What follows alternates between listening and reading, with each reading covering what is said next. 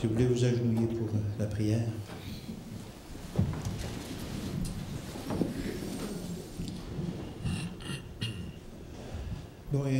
Bon et tendre Père Céleste, c'est bien humblement que l'on se tient devant toi, Seigneur, pour te rendre gloire. Seigneur, tu es un Dieu grand, tu es un Dieu puissant. Tu es celui qui crée toutes choses, qui peut nous recréer aussi aujourd'hui, nous recréer spirituellement.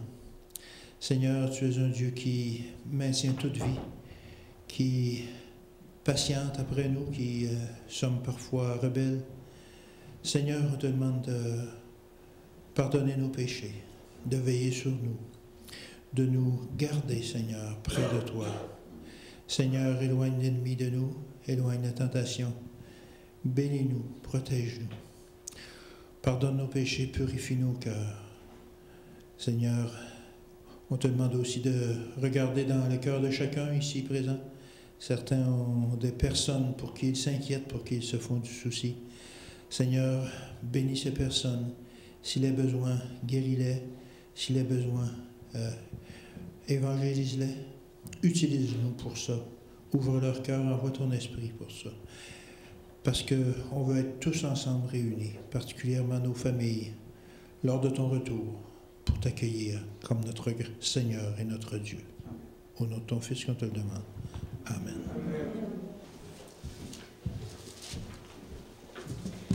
Philippiens 2, 4 à 8. Ne cherchez pas votre intérêt à vous, mais cherchez l'intérêt des autres. Entre vous, conduisez-vous comme des gens unis au Christ Jésus. Lui, il est l'égal des dieux parce qu'il est Dieu depuis toujours. Pourtant, cette égalité, il n'a pas cherché à la garder à tout prix pour lui. Mais tout ce qu'il y avait, il a laissé. Il s'est fait serviteur, il est venu comme les hommes, et tous les voyaient comme que c'était bien un homme. Il s'est fait plus petit encore, il a oublié jusqu'à la mort, et il est mort sur une croix. Que Dieu bénisse sa parole. Amen.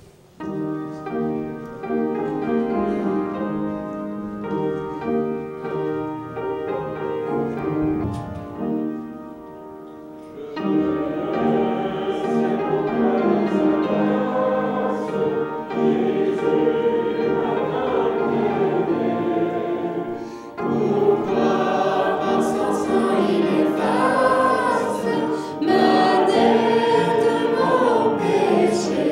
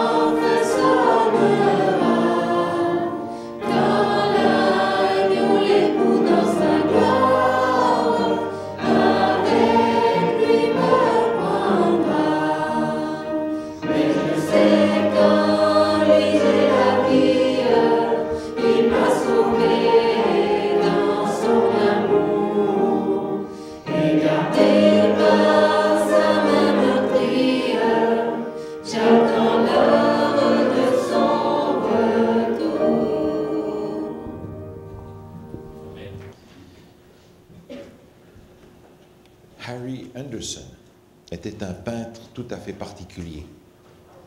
Il est mort maintenant depuis des années déjà, mais son œuvre reste comme un témoin aussi de sa foi profonde. C'est un peintre qui est connu des enfants parce que la plupart des illustrations qui sont dans les belles histoires de la Bible, la série en 10 volumes, la plupart des illustrations qui s'y trouvent, pas toutes, mais la plupart ont été faites par Harry Anderson. Vous avez sous les yeux un de ces tableaux qui porte un titre, et le titre de ce tableau c'est « Qu'est-il arrivé à tes mains ?» Et vous pouvez imaginer cette petite fille qui est assise sur ses genoux et qui lui montre ses mains et qui le regarde et qui lui dit « Mais qu'est-ce qui est arrivé à tes mains ?» Alors pour ceux qui nous écoutent et qui ne voient pas cette image, c'est un beau jardin. Un beau jardin, Jésus est assis sur un banc. Il a une petite fille sur les genoux qui semble lui poser cette question-là. À côté est une fille plus grande qui le regarde et par terre, assis dans l'herbe, il y a un petit garçon avec un petit avion dans ses mains. Une fort belle image, pleine de paix, de joie, il y a des fleurs dans ce jardin. Mais il y a une chose qui m'a toujours surpris dans cette image. C'est que Jésus est habillé comme il était habillé de son temps, avec une grande robe. Mais les enfants sont habillés comme les enfants s'habillaient à l'époque où le tableau a été fait, dans les années 1950. Mais les deux ne vont pas bien ensemble. C'est un anachronisme. Jésus n'est pas dans son temps, là. Il est dans son temps, mais pas dans le nôtre. Et les enfants sont habillés comme nous le sommes encore aujourd'hui, mais Jésus semble rester dans le temps où il est venu parmi nous. Il y a là une drôle de combinaison dans l'habillement qui nous fait voir un Jésus comme nous pouvons l'imaginer dans l'Évangile, et puis des enfants comme vous et moi, qui lui posent la question, mais qu'est-ce qui est arrivé à tes mains? Alors je me suis demandé pourquoi le peintre avait voulu peindre les choses de cette manière-là. Je n'ai jamais eu l'occasion de lui demander, alors j'ai été condamné à imaginer. Jésus, toujours le même, celui chez lequel il n'y a pas même une ombre de variation. Un Jésus qui est là, et je sais, les disciples étaient habitués à voir Jésus de cette manière-là, assis avec lui. Ils ont mangé avec lui, ils ont bu avec lui, ils ont marché avec lui sur des kilomètres et des kilomètres sur les chemins des routes de Galilée, de Judée. Mais nous ne sommes pas vraiment habitués à avoir affaire à Jésus comme on a affaire les uns aux autres. Il y a dans l'Évangile un nom que Jésus aimait particulièrement, qu'on emploie à son sujet. Il aimait qu'on l'appelle le Fils de l'homme. Et j'ai l'impression que le peintre a voulu transmettre cette idée, c'est que ce Jésus qui est venu il y a longtemps, il est vraiment le Jésus de toujours, le même. Et même s'il est venu il y a longtemps, il peut quand même venir s'asseoir avec nous aujourd'hui. Il ne va peut-être pas s'habiller comme nous, peu importe. Il est le même. Le Fils de l'homme. C'est une manière par laquelle Jésus aimait qu'on l'appelle. Et je vous propose de regarder quelques exemples de cela dans votre Bible. Si vous avez amené vos Bibles, ouvrez-les avec moi, par exemple, dans l'Évangile selon Matthieu. Évangile selon Matthieu au chapitre 16. Évangile selon Matthieu au chapitre 16. C'est un événement que vous connaissez bien. Vous me permettrez de ne pas passer du temps tellement sur le contexte que vous connaissez. J'aimerais regarder avec vous le verset 13. Jésus étant arrivé dans le territoire de Césarée de Philippe, demanda à ses disciples, « Qui suis-je au dire des hommes, moi, le Fils de l'homme ?» Et ce texte est curieux parce qu'ils vont discuter. Finalement, Jésus va leur dire, « C'est bien de pouvoir me dire ce que les autres racontent, mais moi, j'aimerais savoir ce que vous dites. Qu'est-ce que vous dites ?» Et Pierre va répondre pour tout le monde, vous connaissez sa réponse, et il va dire, « Tu es le Christ, le Fils de Dieu. » Jésus demande, « Qu'est-ce que les gens disent de moi, le Fils de l'homme ?»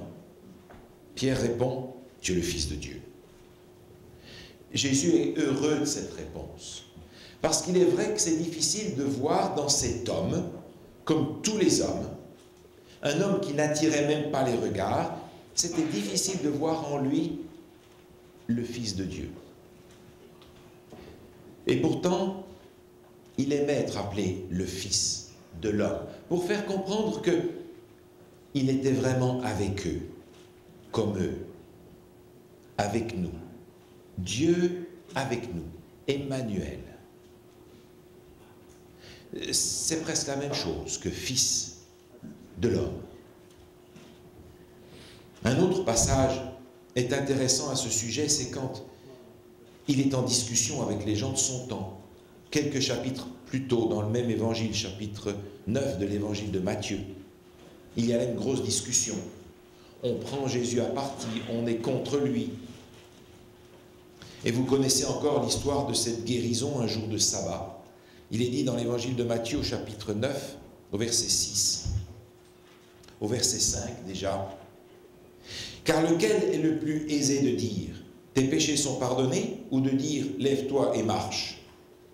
Or, afin que vous sachiez que le Fils de l'homme a sur la terre le pouvoir de pardonner les péchés, lève-toi, dit-il au paralytique, prends ton lit et va dans ta maison.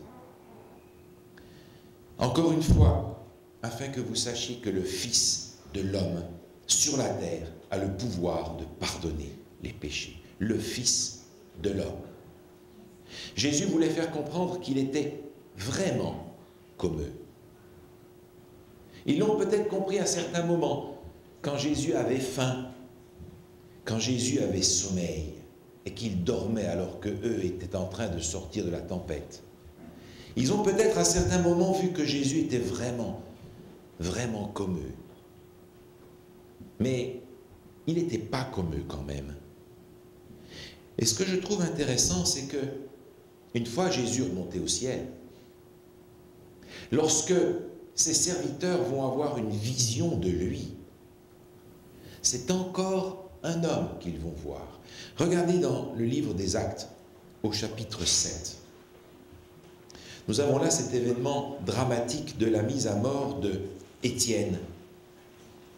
Et Étienne va prêcher aux gens de son temps d'une façon claire.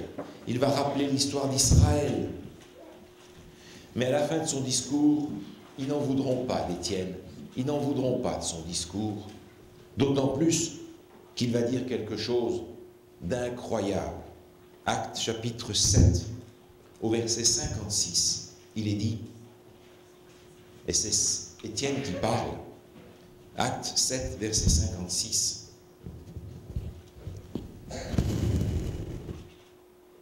Voici, je vois les cieux ouverts et le Fils de l'homme debout à la droite de Dieu. Étienne a une vision de Jésus dans le ciel. Et il ne va pas voir un Jésus dans une gloire extraordinaire, divine. Il va voir le Fils de l'homme. À la droite de Dieu, dans le ciel, il y a un homme à côté de lui. C'est Jésus. Lorsque Jésus va parler de sa deuxième venue, de sa venue en gloire, on pourrait penser que Jésus va souligner là l'aspect de sa divinité. Regardez Matthieu 24 avec moi. Matthieu 24, verset 30. C'est vrai que Jésus vient là avec une gloire que nous n'arrivons pas à imaginer, avec une puissance que nous n'avons jamais vue. Cependant, Jésus dit ceci. Matthieu chapitre 24, verset 30. Alors, le Fils de l'homme paraîtra dans le ciel. Toutes les tribus de la terre se lamenteront. Elles verront le Fils de l'homme venant sur les nuées du ciel avec puissance et une grande gloire. Et je comprends, nous n'avons aucune idée de cette gloire. Autant Jésus, j'allais dire, s'est caché lorsqu'il est venu la première fois dans une humanité comme tout le monde, Fils de l'homme. Autant la gloire qu'il va déployer lors de sa venue, nous n'en avons aucune idée. une gloire suffisamment puissante que tous les pécheurs vont en mourir direct. Et cependant, Jésus dit, alors paraîtra le signe du Fils de l'homme. C'est un homme qui revient pour nous chercher. Incroyable. Mais plus incroyable encore, c'est qu'avant même que Jésus naisse sur la terre, lorsque les prophètes avaient une vision de celui qui allait venir, ils le voyaient déjà comme le Fils de l'homme. Regardez dans le livre du prophète Daniel, au chapitre 7. Dans le livre du prophète Daniel, au chapitre 7, se trouve là encore une vision que le prophète nous rapporte. Et au chapitre 7, il s'exprime de la façon suivante, au verset 13. Daniel chapitre 7, verset 13. Je regardais pendant mes visions nocturnes, et voici, sur les nuées des cieux, arriva quelqu'un de semblable à un fils de l'homme. Il s'avança vers l'ancien des jours, et on le fit approcher de lui. Si on lit ce texte en ne prenant que la première partie, on a l'impression qu'on a là une description du retour de Jésus. Non, même pas. Parce que le Fils de l'homme qui apparaît ici est introduit auprès du Père, auprès de l'ancien des jours. En fait, c'est un événement qui précède le retour de Jésus. Mais encore une fois, lorsque Daniel voit Jésus en vision ici, il voit quelqu'un de semblable à un fils de l'homme. Il y a dans les cieux aujourd'hui un homme, comme vous et moi, un être humain, comme vous et moi. D'ailleurs, lorsque déjà avant son incarnation, Jésus se présentait, j'ai l'impression, et permettez-moi cette expression si vous voulez bien, j'ai l'impression que Jésus commençait déjà à mettre ses pieds dans nos chaussures. Regardez dans Josué, Josué chapitre 5. Vous vous souvenez de cet événement? C'est juste avant la prise de Jéricho. Josué se prépare à organiser cette prise de Jéricho et dans un moment de recueillement, il a une surprise. Josué chapitre 5, au verset 5, au verset 13, il est dit ceci. Comme Josué était près de Jéricho, il leva les yeux et regarda. Voici un homme se tenait debout devant lui, une épée nue à la main. Il alla vers lui et lui dit, es-tu des nôtres ou de nos ennemis? Il répondit, non. Je suis le chef de l'armée de l'Éternel, j'arrive maintenant. Et ce n'est que là que Josué comprend qu'il a devant lui son chef, le vrai chef de l'armée de l'Éternel, celui qu'un jour on appellera Jésus. Mais jusque-là, il a vu un homme comme lui, à qui il a demandé, tu es avec nous ou tu es contre nous? Pour savoir ce qu'il fallait faire. Il dit non. Je suis le chef de l'armée de l'Éternel. Ce chef de l'armée de l'Éternel se présente là comme un homme. Non pas comme un Dieu puissant, comme un homme. Comme si Jésus avait déjà pris l'habitude de se mettre dans nos chaussures. Et lorsque Jésus va se présenter à Jean, le collègue de Daniel, si je peux parler ainsi, d'une question prophétique, comment pensez-vous qu'il va se manifester à lui? Apocalypse, chapitre 1er, au verset 13, nous lisons ceci.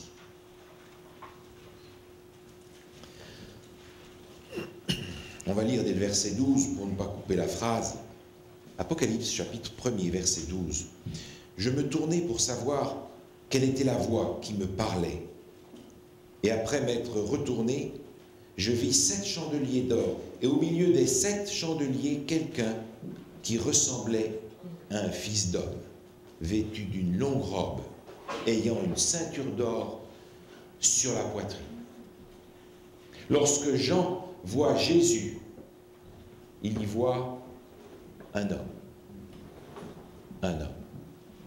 le Fils de l'homme. Et je suis impressionné de voir Jésus dans le jardin que ce peintre a dépeint si joliment avec les enfants. Et je pense de nouveau à ses disciples qui étaient tous les jours avec lui et qui s'étaient habitués à sa présence sans peut-être en comprendre toute la puissance. Et je me dis, mais si moi aujourd'hui je pouvais m'asseoir dans ce jardin, sur ce banc, et partager ce banc avec Jésus pour parler avec lui, j'ai l'impression que ma vision du monde serait bien différente. J'ai l'impression que la présence de Jésus serait sûrement beaucoup plus concrète pour moi aujourd'hui. Il a dit à ses disciples, « Je suis avec vous tous les jours. » Mais est-ce que vous avez l'impression que le Seigneur Jésus est avec vous tous les jours? Est-ce qu'il ne vous arrive pas, comme moi, de passer de nombreuses heures à courir après une foule de choses en ayant totalement oublié la promesse de Jésus? Et quand tout d'un coup elle revient à notre esprit, elle est quand même pas très tangible à nos yeux. J'aimerais pouvoir m'asseoir dans ce jardin sur le même banc et poser cette question. Dis donc, Seigneur, qu'est-ce qui est arrivé à ta main? Je pense à ce Jésus qui est venu. C'est vrai, il a disparu, je le sais. Mais malgré tout, il est toujours le même. Dans le livre Jésus-Christ, à la page 25, je lis ce paragraphe. Par sa vie et par sa mort, le Christ a fait plus que simplement réparer les ruines causées par le péché. Satan voulait séparer à jamais l'homme de Dieu. Or, en Christ, nous devenons unis à Dieu plus étroitement que si nous n'avions jamais péché. En assumant notre nature, le Sauveur s'est rattaché à l'humanité par un lien qui ne sera jamais brisé et qui subsistera d'âge en âge. En la personne de son Fils, Dieu a adopté la nature humaine, l'a transportée au plus haut des cieux. C'est le Fils de l'homme qui partage le trône de l'univers. Vous avez remarqué ce passage? En Christ, nous devenons unis à Dieu plus étroitement que si nous n'avions jamais péché.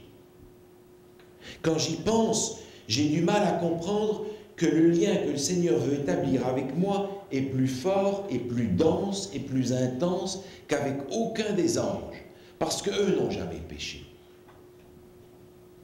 J'arrive à peine à y croire. Et en plus, j'apprends que ce lien que Dieu a créé avec l'humanité par Jésus, qui est devenu un homme comme moi, ce lien ne sera jamais brisé. Vous imaginez que sur le trône de Dieu, c'est un homme aujourd'hui qui est assis avec le Père. Un être humain. Et c'était absolument indispensable. C'était nécessaire qu'il devienne un homme comme nous. Et quand je dis homme, vous entendez un être humain comme nous. Dans l'Épître aux Hébreux, l'apôtre Paul nous rappelle en conséquence, il a dû être rendu semblable en toutes choses à ses frères. Il aurait pu dire à ses créatures, à ses frères, afin qu'il soit un souverain sacrificateur miséricordieux et fidèle dans le service de Dieu pour faire l'expiation du péché. Alors j'imagine le conseil de Dieu il y a plus de 6000 ans, avant la création. Mon imagination n'arrive pas, mais j'essaye. J'essaie de redevenir un de ces enfants qui imaginent plein de choses. Et j'imagine le conseil de Dieu. Il y a là des êtres divins qui parlent entre eux et qui choisissent de créer l'univers. Ils ont cette divinité qui sort d'eux-mêmes. Et puis j'imagine ce même conseil 4000 ans plus tard. Ils sont là en train de parler de nous, de notre avenir. Mais là, il y a un homme. Il est différent. Il est différent des autres. Il me ressemble.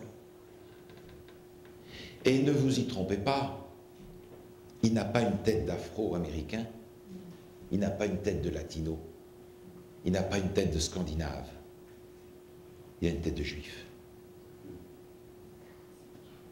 Mais il est venu pour son peuple, il est venu pour quiconque croit dans le monde entier. Mais il est resté marqué par l'humanité où il a mis les pieds. Que vous le vouliez ou non, il y a dans le ciel un homme qui a aujourd'hui une tête de juif. C'est mon sauveur. Dans le livre Vers Jésus, à la page 80, je lis ceci. Les disciples savaient que devant le trône de Dieu, Jésus était toujours leur ami et leur sauveur. Ils savaient que sa sympathie n'avait pas varié, qu'il s'identifiait toujours avec l'humanité souffrante. En montrant ses mains et ses pieds percés devant son Père, Jésus rappelait à quel prix il les avait rachetés. Les disciples savaient qu'il était monté au ciel pour leur préparer des places et qu'il reviendrait les prendre avec lui. C'est une bonne nouvelle parce que j'apprends que ce Jésus qui a marché avec les disciples leur a laissé cette promesse, leur dit, écoutez, je vais m'en aller, mais je vais revenir. Et les anges leur ont rappelé, ce Jésus que vous voyez partant au ciel, c'est le même qui va revenir. C'est lui. C'est pas une image, c'est pas sa réincarnation, c'est pas une vapeur, une puissance, une énergie, c'est lui qui va revenir. Et alors, s'il revient pour nous prendre et que nous remontons au ciel avec lui selon sa promesse, alors cette image va peut-être se réaliser, mais autrement cette fois, parce que je repense à ce texte d'où est issu le titre de cette peinture dans Zacharie au chapitre 13. Zacharie chapitre 13, regardez, voulez-vous ce passage avec moi. Zacharie chapitre 13.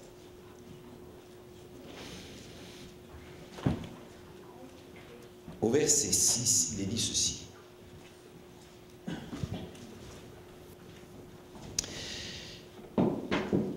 Et si on lui demande d'où viennent ces blessures que tu as aux mains, il répondra, c'est dans la maison de ceux qui m'aimaient que je les ai reçus.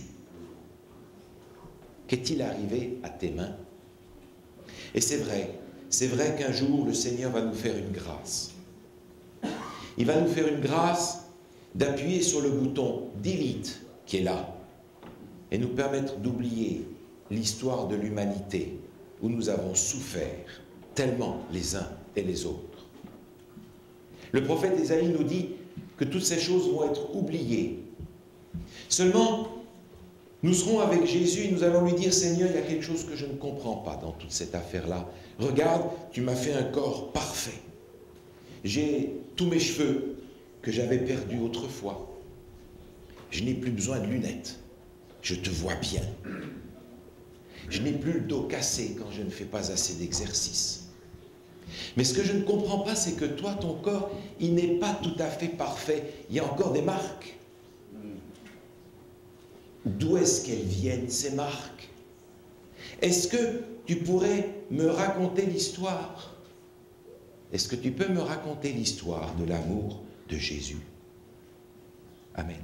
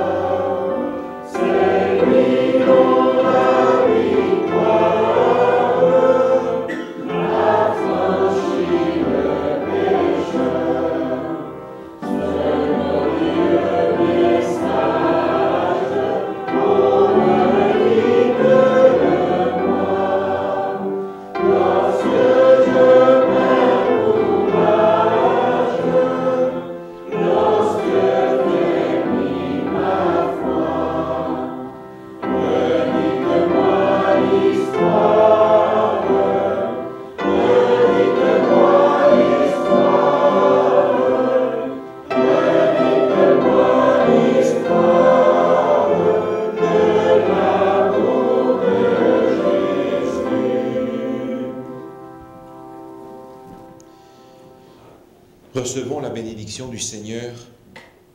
Que l'Éternel te bénisse et qu'il te garde.